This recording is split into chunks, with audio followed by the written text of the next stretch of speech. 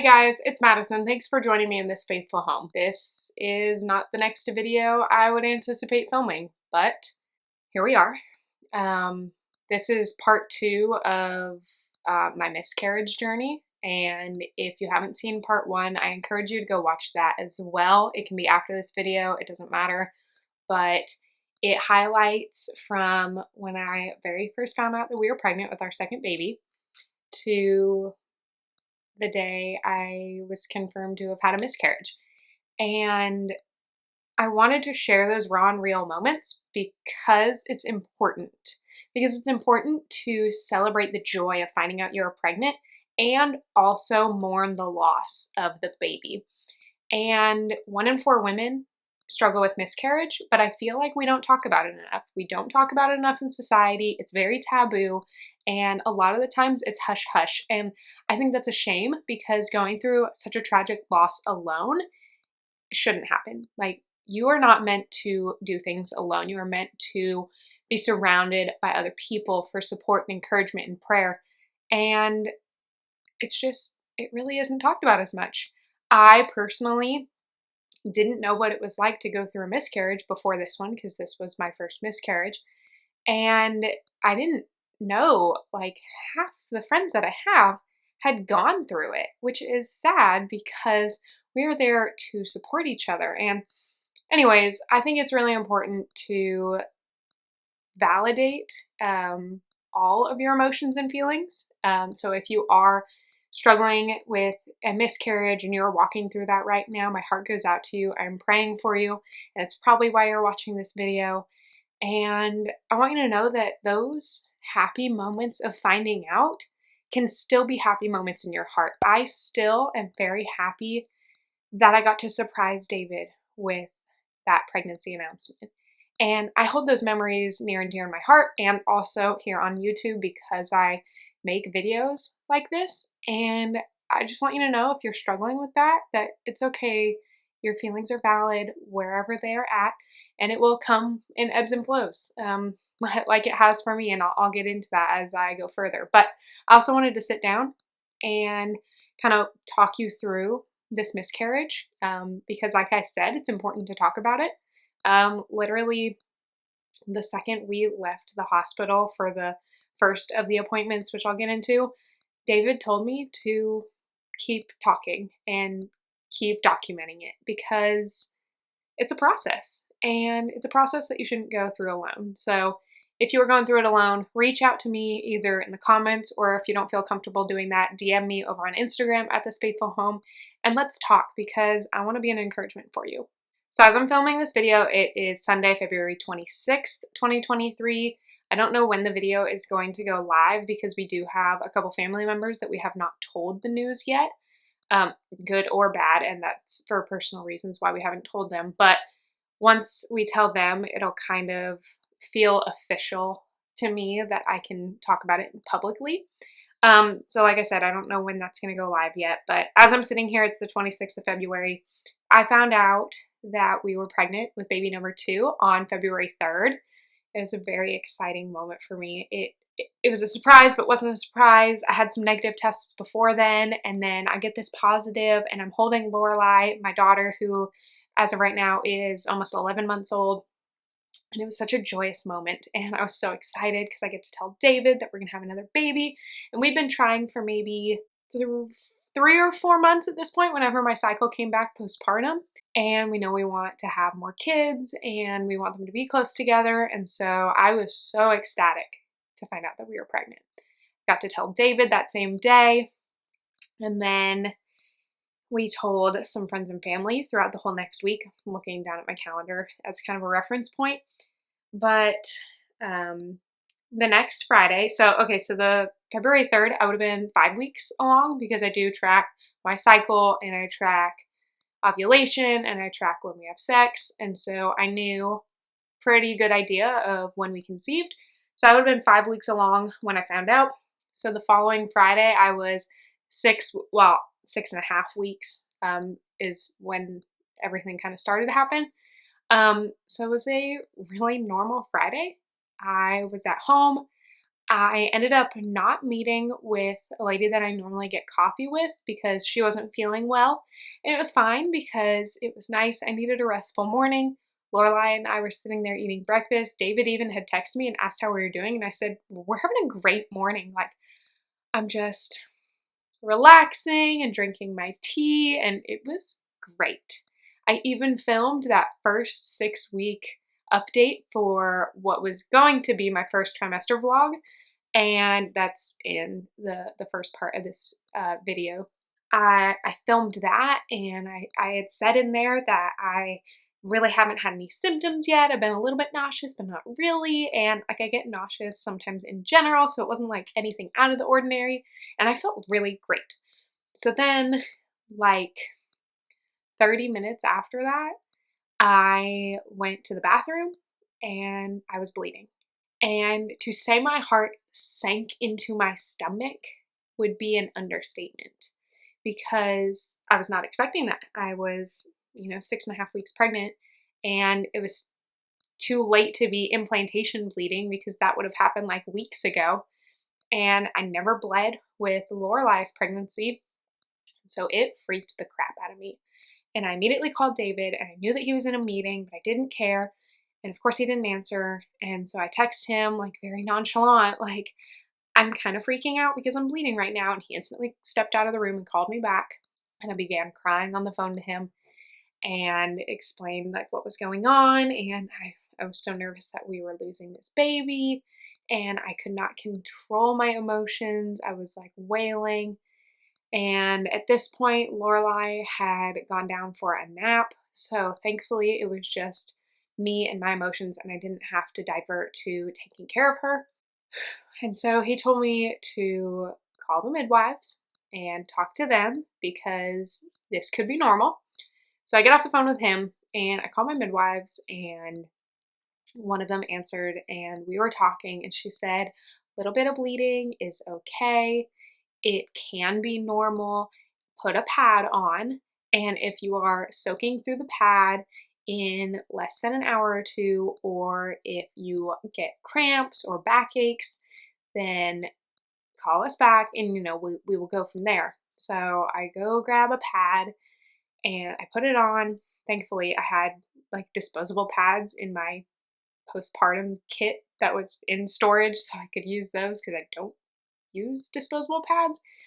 And so I went and found those, and I put one on, and I monitored it. And every time I went to the bathroom, I had a ton of blood, but not really a lot on the pad. So that kind of gave me that negative reassurance, but I was still like very emotional. And every time that I went pee, I bled and I wiped and I looked, and it was a lot. And I kept texting David, like I bled again, and he kept reassuring me, like, hey, you haven't filled a pad, you're not soaking through, like they said it's normal, remember that.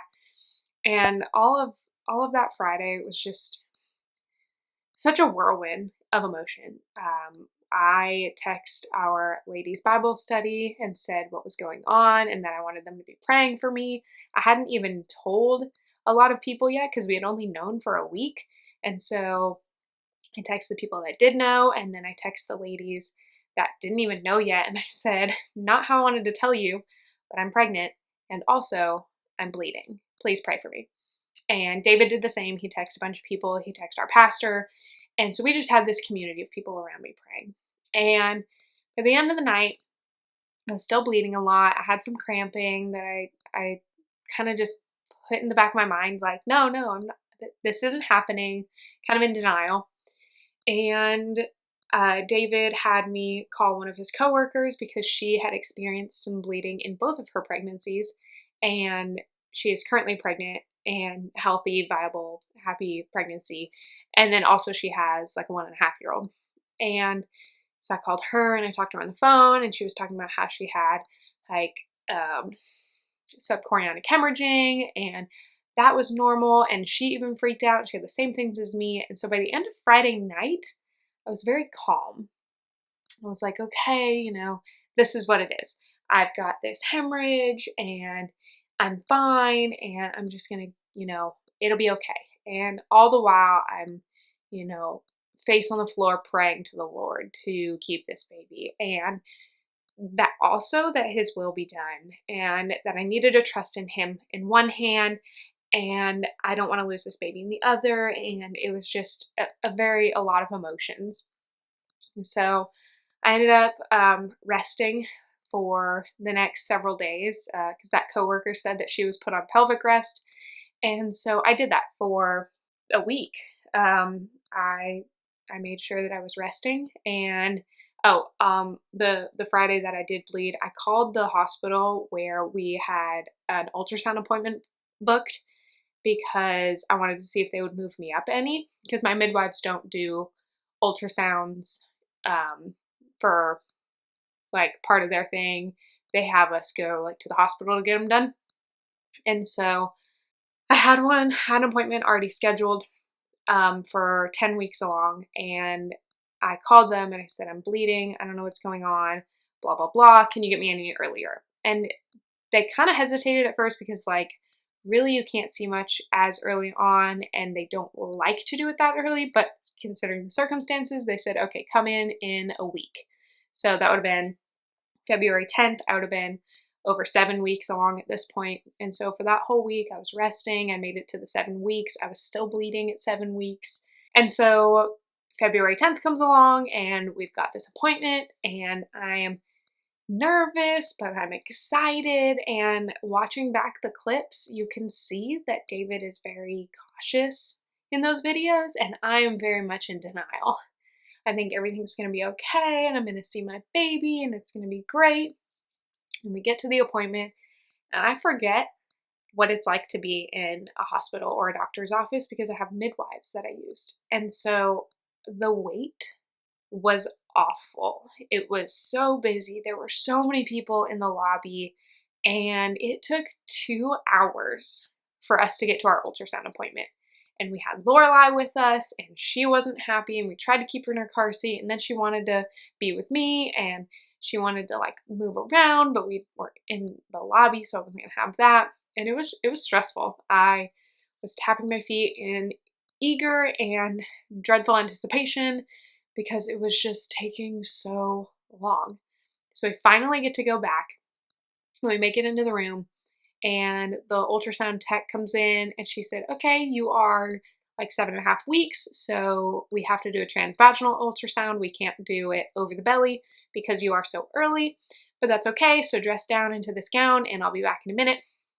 And I had to like explain to David what that was and everything because he's not used to that. I mean, we've had just, on the belly ultrasounds before.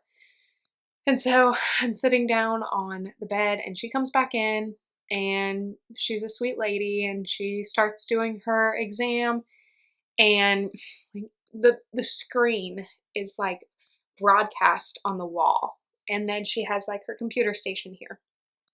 And I'm just laying there watching her and watching the screen and seeing nothing. Absolutely nothing. And I just get more and more anxious, and I'm trying to hold it in. I'm trying to have a straight face because you never really know what you're looking for on ultrasounds, and it's all this just gray jumbled blur, and I didn't want to let myself get sunken down if she was just, somewhere else. And normally I've like watched all these videos of people talking about their miscarriages, and they'll say that the ultrasound techs don't say anything, and they can't. And I don't know, but this lady was like a godsend because she was walking me through every single thing she was doing in this ultrasound. She was telling me that she was checking my ovaries, and she was checking where my uterus was, and she was making sure, basically, she was making sure that there wasn't like an ectopic pregnancy, which I didn't know what she was doing, but she was explaining it to me. And so she was measuring each side and doing all these things, everything, and she's looking around, and it's not uncomfortable if you have to get a transvaginal ultrasound. I personally didn't think it was that uncomfortable. She was very gentle with me too, so that was helpful. Basically, she straight up said, so I'm not finding the baby, and it could just be that your baby is a small grain of rice, and you're only 7 weeks along, and I'm gonna go get the doctor, So just give me a moment. Go ahead and get dressed back up, and if you need to use the restroom or you take care of yourself, whatever you need, let me know. And I'm going to go get the doctor, and he's going to come in and talk to you. And I appreciated that she was very straightforward and that they did still have it on the screen. As hard as it was to literally watch in front of me not finding our baby, it was comforting that I wasn't sitting there in silence because it was a long appointment. And so she leaves. My heart just sinks. I start bawling my eyes out to my husband, and he's trying to comfort Lorelai because she just wants me, and she can tell I'm sad, and it was just a lot. And I basically just froze at that point. And so I get dressed, and the doctor, oh, funny enough, I actually put my leggings on backwards.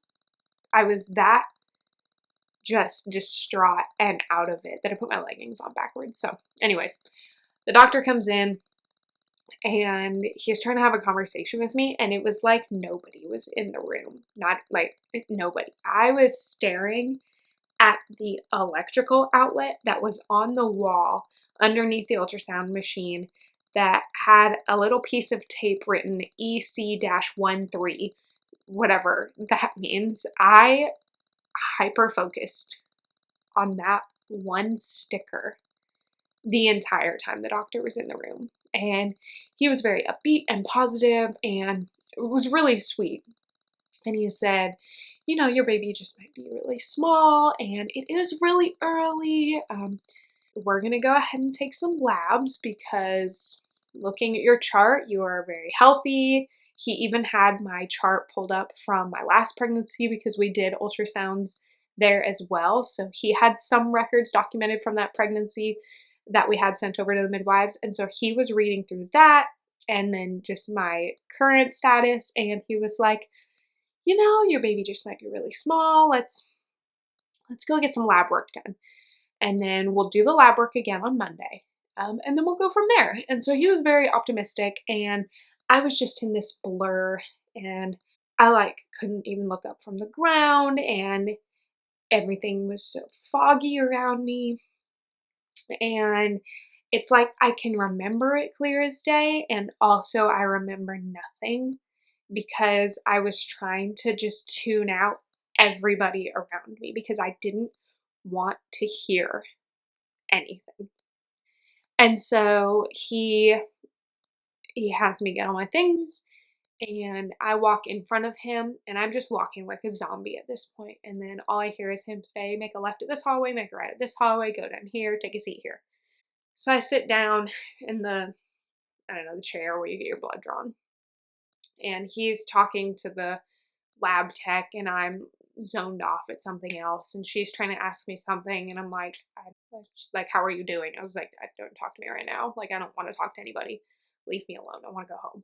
And so I get my blood draw, and while I'm doing that, the doctor takes David over to schedule the new appointment, so that way when I'm done getting my blood drawn, I can leave with him, which was very nice of him. And she takes my blood, and then I walk on the elevator onto the elevator with David, and just disbelief. And I'm bawling my eyes out, and it wrecked me. It wrecked everything inside me. And I just walked in silence back to the car, and David put Lorelai in her car seat and then gave me a really big hug, and I bawled my eyes out. And I sat in the car, and we left the hospital. And I told him I never want to go back to that place ever again. I was at such a loss for words. And so I text, the people that were praying for me and said, this is what's going on. Basically, we're going to have to wait till Monday to get the results back, but what we think is happening is probably happening. We were on our way home from the appointment, and I told David, I was like, I don't want to wait till Monday. I never want to go back to that place.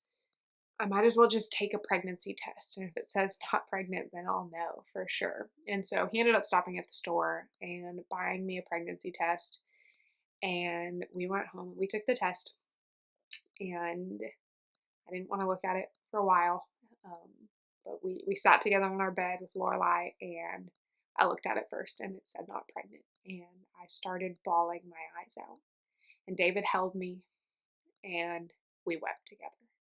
So fast forward to Monday, the 13th. We have my mom watch Lorelai this time because we didn't know how long we were going to be at the hospital again for this second round of labs. We didn't know if it was going to be another 2 hours. It was going to be a lot easier for her to watch her. So she came over, watched Lorelai. We went back up to the hospital, and I get checked in, and I sit there, and you dream about the baby when you're pregnant, and you think about it, and you start planning everything, and you think about names and what their nursery is going to look like. And we obviously didn't know the gender because we were only 7 weeks, but we had already picked out a girl's name. Then a mom that was pregnant at the hospital got called back for her appointment, and it was the exact name. And we had literally, it's not an uncommon name, but it's more old-fashioned. And we just hadn't heard it, like, around. And we just both looked at each other, and I started crying. Because it was like, I already knew at that point that this baby was gone. Like, I felt it in my heart. But to hear someone be called the name that I potentially could have named this baby was rough. And so thankfully they got me back really quick. The lady called my name, and I figured that they were going to have me do like vitals first and then go sit back down. And then once they call your name a second time is when the husband can go back with you, whatever. So I go up to her, and whoever this nurse was, she's walking me back to one of the rooms to, do the blood pressure. And I said, I just want to confirm with you, because I was not wanting to be there. And I said straight up, I just want to confirm with you that all I'm doing today is labs. And I was very sunken in, and she could read that right away. And she kind of changed her tone when she realized what was going on. And so she looked at my paperwork, and she said, oh, the doctor has ordered a full ultrasound again and lab work, which looking back is very sweet because he was trying to be optimistic. He was trying to, be positive about it. Let me just order this ahead of time so that when you come, you can have the full thing dedicated. And I liked that. But I wasn't about to sit there and go through that torture and that agony of watching the screen again. There was no way. So I told her, I was like, I don't want that. I just want lab work. And so she started flipping through my chart and noticed something about the previous lab work on Friday. And she said, let me go ahead and put this blood pressure cuff on you, and let me step out of the room and go talk to a doctor. So she goes and finds that doctor while I'm sitting there, and I can like vaguely hear her out of the hallway, but she talked to him, and she came back and she sat down with me, and she said, okay, I'm looking through your chart, and the doctor explained to me that your HCG levels are down to 1.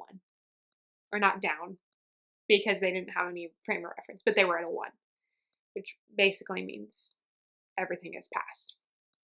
And so I'm sitting there, and she takes the cuff off me, and she says, I'm so sorry for your loss. They didn't find any ectopic pregnancy. There's no signs that any of the tissue hasn't fully been expelled or reabsorbed. So as of right now, you are officially not pregnant. And she was very sweet. She said that I could still go through the whole appointment today because I was already, in their system, and I could see a doctor and I could talk to them about what's next and trying to conceive again and everything if I needed that. And I told them, like, look, I have a midwife group who I see. I was only here for an ultrasound that I wanted. I'm okay. I'd rather just go home. And I think it's important to advocate for yourself, even in these moments, even in these hard times, when they are doing everything right. Because I got a lot of opinions about doctors and hospitals and how they do a lot of things wrong. But they were doing everything right for me. But I still advocated for myself, and I said, I don't want this, I don't want that, I just want to go home. You've confirmed what I already knew in my heart, and I'm ready to leave here. So we got back on the elevator, and we went back down to the lobby, and David and I went over to the hospital chapel, and literally in both of our minds, it felt like we were watching Blue Bloods, where they go into the hospital chapel, and it was weird that we both thought it, but we did. Anyways, we both sat there and cried together and prayed together, and we declared this baby to the Lord and said that we believe that life begins at conception and that our baby is now in heaven with Jesus. That was a statement of fact. And we signed the guest book and said, pray for our baby. And we went home. And I texted my friends and let them know. And I made a flat lay that eventually I will post on Instagram. It's probably posted now that I'm posting this video. And that was it. That emotional roller coaster was something I never thought I would experience.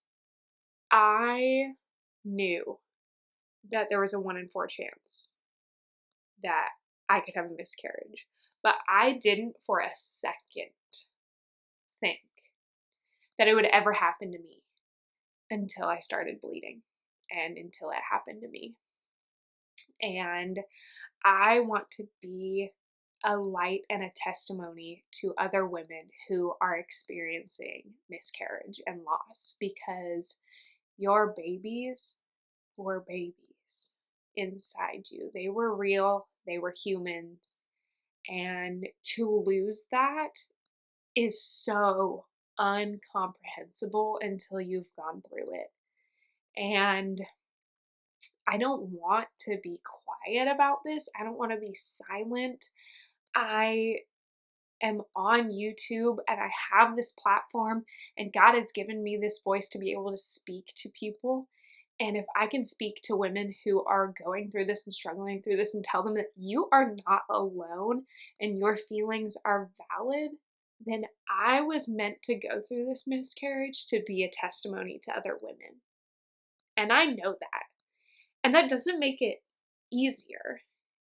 It doesn't make it less emotional or less real, but it makes it not about me. It makes it about God. Which at the end of the day, God is going to use me how He's going to use me, and He's going to use this story and this testimony to reach women who are struggling and who do feel alone. And there is purpose and there is meaning in everybody, in every life. And we get to honor and treasure that. And I will honor and treasure my baby who I miscarried at 7 weeks, as much as I will honor and treasure Lorelai, who is currently taking a nap in her daddy's arms. And that's my story. And I hope that if you were going through this right now, that you stuck through to the end of this video, because you matter and your feelings are valid. And there's going to be ups and downs. But I made it through this video without crying. And I don't want you to think that it's not because I care or don't care enough, because I bawled my eyes out yesterday. But I also know that I need to be strong for you guys to be that encouragement. So if you're going through this, I'm praying for you, and I'm so sorry for your loss. And I pray that you give it to the Lord and that you find peace and refuge in Him. And I'm going to continue talking about this here on my channel because it is part of my story, it's part of my testimony, and it's something that I know that I can share in wisdom and value as the Lord gives that to me that I can give to you. So thank you guys so much for watching this video. I hope that you found it encouraging, and I pray that you would share it with a mother who is experiencing a loss, because I know that the Lord is going to use this to encourage many women. So thank you guys so much. I'll see you next time.